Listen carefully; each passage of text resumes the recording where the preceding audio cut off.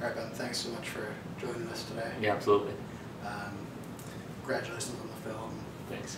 I thought Beasts was one of the most unique films I've seen in a while. Really beautifully shot, and loved watching it. It was just a real pleasure. I wondered, my first question for you was, I wondered how a dude from Queens ended up in Louisiana, directing a film about a little girl in the bayou. Long story, but you know, I think I'd been to New Orleans with my parents when I was a kid, and had this sort of it had this kind of El Dorado quality to me my entire life. This place that was kind of had this dark magic about it. You know, that I was just growing up, was always sort of fascinated by it, and was always wanted to go there. But even when I got there in about 2006 after I was sort of wandering the earth trying to find a place for this short film to make. Yeah. And even when I got there, I was supposed to go back to New York, and it just, when we started making that film, it went from being this tiny little kind of abstract, you know, film to turning into this sort of massive community art project just by the nature of the place. Like, we started building this boat, and all these people started coming to help us, and the actors in the film started bringing us things to put on the boat, and it expanded into being this whole family that made that film, and this film is really the continuation of that kind of project that started. It just became this addictive process that you know, I'm going to continue in for the I don't know, forever. Right. So you cast almost all non-actors, and I wondered what you saw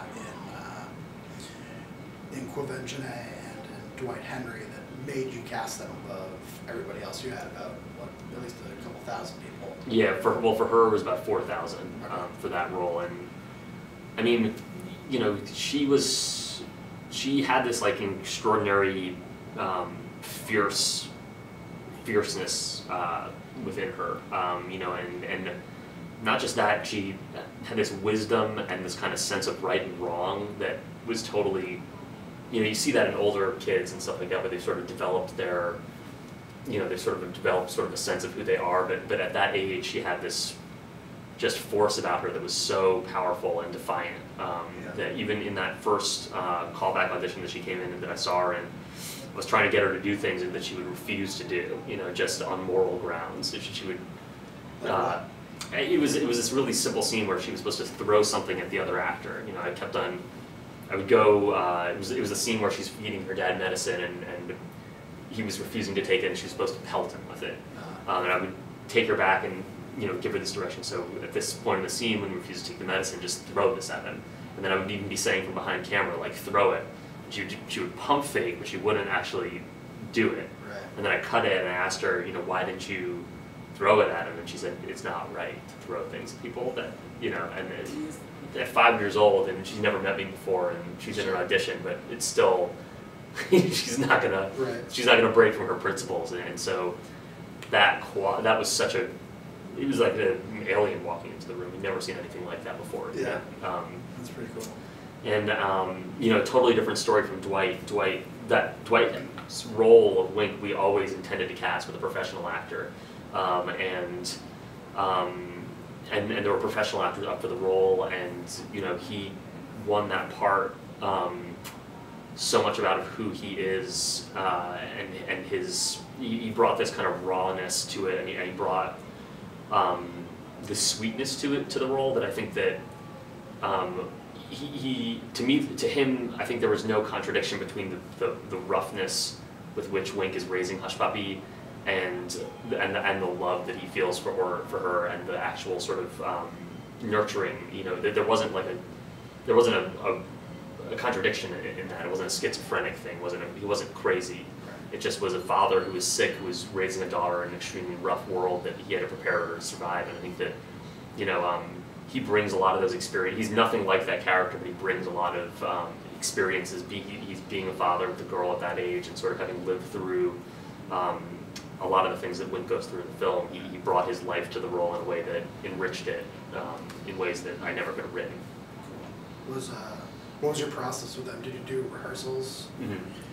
Yeah, we really the script comes in very late in the process. We really spend a lot of time doing interviews and sort of getting to know, you know, the life history of every actor in the film and sort of learning, you know, the characters become real collaborations between me and Lucy, the writers, and them, the performers, and we sort of test scenes against events in their lives where we would be, you know, I'd be up all night with Dwight in the bakery, learning about things that happened in his childhood, things that happened in his adult life, and I would hear something and say, oh, that sort of relates to this scene, it's sort of about those themes, here's what I wrote, here's what Wink does in those scenes. And sometimes they would feel out of sync to him and say, you know, I don't think I would be thinking about that there, I would be thinking about this. Yeah. And we would rewrite the script to sort of fit his logic, and that added a reality to it that we never could have, you know, conceived sitting alone in a room with a pen. You know, you sort of react to your surroundings and the people that are going to actually be on screen expressing these things. Right, that's cool. What was the origin of the name Hush Puppy? Comes from the play. There was actually a whole scene. It's amazing. No one's ever asked me that before. No. It comes from the scene because in the play, Hush Puppy's mom was around. Actually, the missing mom comes from a different work of Lucy's. Okay. But there's this scene where they talk about like the first moments after Hush Puppy was born and came home from the hospital or wherever, and the mom was too sick to cook or clean or anything. So Wink is the only one who can cook, and the only thing he knows how to make are hush puppies. There's this beautiful line in the show about a hush puppy is a soft, warm, good thing, and that's how she gets her name. But we never had it in the movie. It just stayed as the name of the character. I thought it might have come from Dwight with the bakery background or something. You know, it probably was part of why that made so much sense. I don't know. There's a real kind of, the process is really sometimes just like things in the ether that happen because they're supposed to, and it certainly makes sense. But no, it predated Dwight coming into the film. Cool. What would you say is the hardest part about making the film? The whole thing. It's the whole thing. Yeah, it's, you know, it's an athletic event. You know, it's you know, the way that we work is we sort of set impossible goals and impossible challenges. You know, those are designed, you know, shooting with water, animals, children, non-professional actors, you know, using live animals as our creatures. You know, we don't sort of go into those things with a knowledge of how to execute them. We sort of set them up because they feel like that's how it has to be told, and those are sort of the code of the story dictating those challenges. And then, so you design it all as much as you can, you write it as specifically as you can, you storyboard all your shots, but then when you actually hit production, it explodes. You know, that it's just this chaos that happens, and then the team is this group of people that are chasing that story as it gets away from you in a million different ways, and trying to actually physically hold up under the conditions, and you know. But that's not a hardship. It's hard to say that's hard, because that's the idea. Like, the difficulty is the challenge, and you know, it's like you don't go into running a marathon thinking like, you know, it's going to be easy. Yeah. Like, the point of it is pushing yourself as far as you can. Absolutely. There's so many themes in the film: love and death and protection, survival. I wondered if you could tell us what the film is really about. I mean, it's about all those things, you know. You know, it's about a little girl that's losing the thing that made her. You know, that is the essence. You know, and it's about a community that's losing the place that made them, and it's about how to survive that. You know, both physically, how to survive this cataclysmic series of events, and how, you know, this is this culture, and she's this person that's full of hope and joy and celebration, and, you know, how do you not let the death of your father in your place crush that spirit? You know, how do you maintain that spirit in the face of those adversities? And the answer to that question has to do with those themes that you were talking about. It's like, these are the things that sort of preserve some kind of hope in the face of extinction. Cool. So you just got back from Cannes. What would you say was the highlight of the week?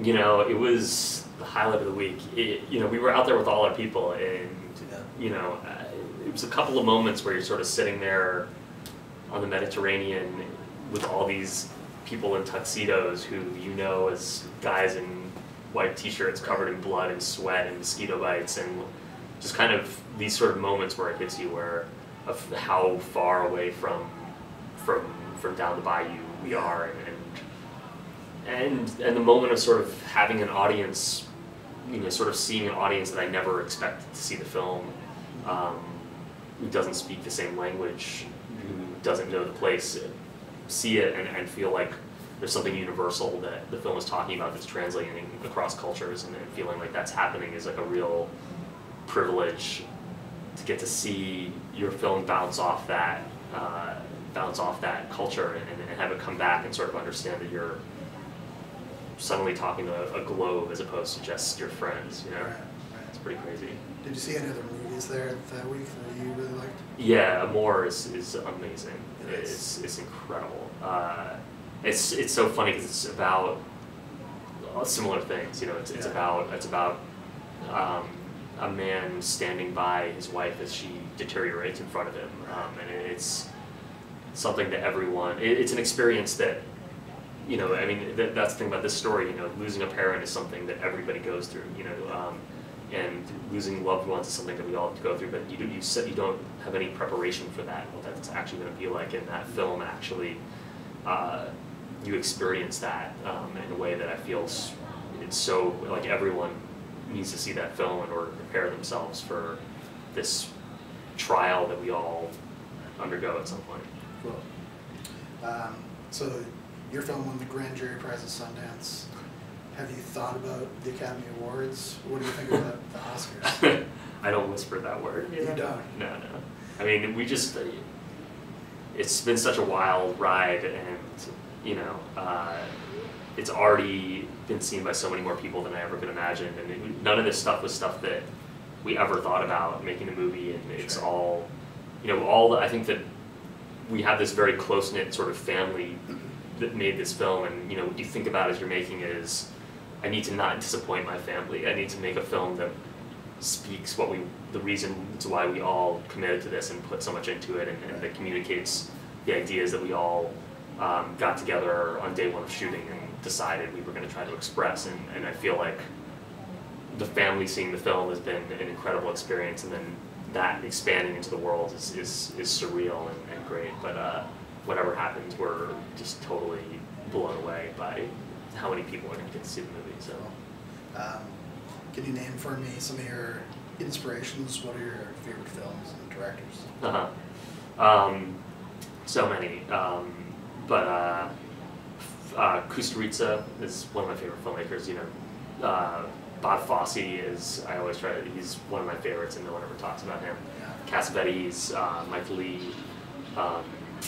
I love the you know, early Genet films. You know, I love Preston Sturgis and Capra and Lubitsch and 80s and 90s action movies, and you know, Fellini, and I don't know, like, list names forever. Malick, you know, Scorsese, like, you know, the 70s movement is certainly a big deal, and Les Blanc. We've looked at a lot of documentaries as a reference for this. I'm a big fan of these guys kind of my age in Australia. This guy Julius Avery with this short called Jerry Can, and there's a couple of, you know, sort of like regional filmmakers right now that are kind of coming up at the same time that I really love, and you know, yeah. Great.